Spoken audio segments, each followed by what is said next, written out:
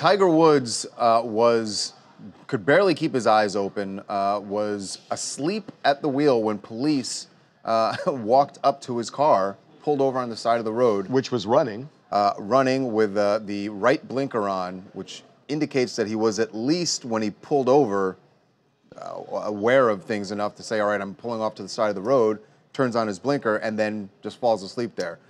What happened after that, the field sobriety testing that police attempted, he failed miserably. By the counts that the police, in the police report that we've obtained, they say that he could not stand on one foot.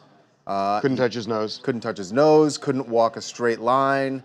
And talking just gibberish. They asked him to repeat the alphabet in reverse order, and he talked about repeating the national anthem in reverse order. So when they asked him where he was going or where he was coming, he said, I'm coming from LA, California, golf.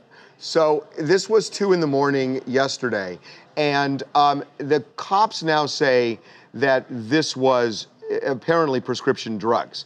And Tiger had said in a statement late yesterday afternoon that there was a combination of prescription pills that he had taken. What's interesting about this is there are 4 drugs mentioned. The only one that really seems to have kind of a mind-altering effect is Vicodin. The other ones were Solarex or Solexer. Solexer. That is an anti-inflammatory. Vioxx, which he said he actually he hadn't taken since last year. I think that is a pain medication. The Torix is something to help your flow, if you will, when you're urinating. So it's unclear. Vicodin is the only one. And again, this was what Tiger said. We don't know what the ultimate toxicology report is going to show. But Harvey, the point that Tiger's trying to make is, guys, it wasn't alcohol, it was just prescription drugs I was driving on, so therefore it's less bad than if I was getting blitzed at a bar. But the point, we actually spoke to Mothers Against Drunk Driving. They're very upset about this and the way that Tiger's kind of handling everything. They're saying, look, when you're on prescription medication, you have a responsibility to be responsible, behind the wheel of a car. And you shouldn't just be taking pills. It's the same thing. It's the exact same thing. And they're saying it sends a dangerous message to people who look up to Tiger Woods when he's trying to justify it. You know what I'm saying? Yeah, I mean, Evan, another way of putting it is that when you get hit by a car, it doesn't matter whether the person is high on prescription drugs or alcohol. Drinking, right. It's the same effect. Right. And it's exactly the same state of mind that, the only difference is that, if this became some unexpected reaction that he had and he didn't know it was coming, he was out of his mind, it's different than going to a bar and going down the path. Right. But that's still a stretch. The other thing is, though, number one, he was so wasted, as you guys were saying, or so out of it because of the pills. That doesn't happen after one Vicodin. Everybody here knows that, right? Well, and also he's used to taking Vicodin because he had back surgery a month ago. And the other thing is, why is he out at 2 o'clock in the morning driving? I don't understand.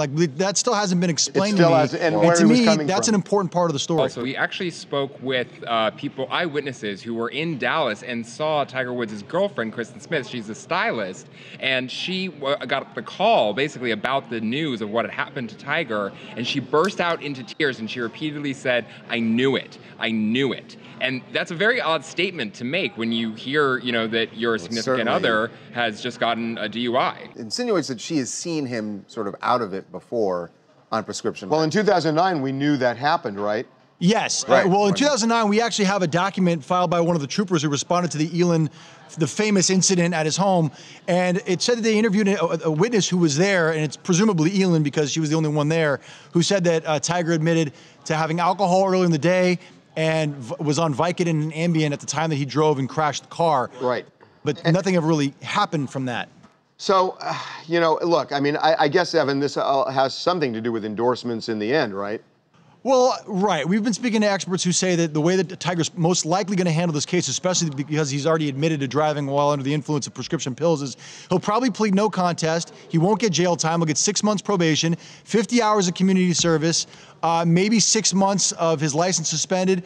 And that's really it. And the reason he'll do that is because it's the quietest way, the easiest way to make this all go away, to not kind of upset his sponsors and to make it looks like he's taking responsibility and moving on quietly. No trial, no, showing up in court for, which would certainly be a media circus. And it also means that we're probably not going to find out things like why was he out driving at 2 in the morning, unless he decides to come forward and tell his version of that. Hey guys, it's Ashley calling in from Piscataway, New Jersey. What I think about it is that how do you not know that many different prescription drugs is going to not affect you in a certain type of way? Like, you can't take that many different types of prescriptions at one time and not think it's going to not have some type of negative effect on you.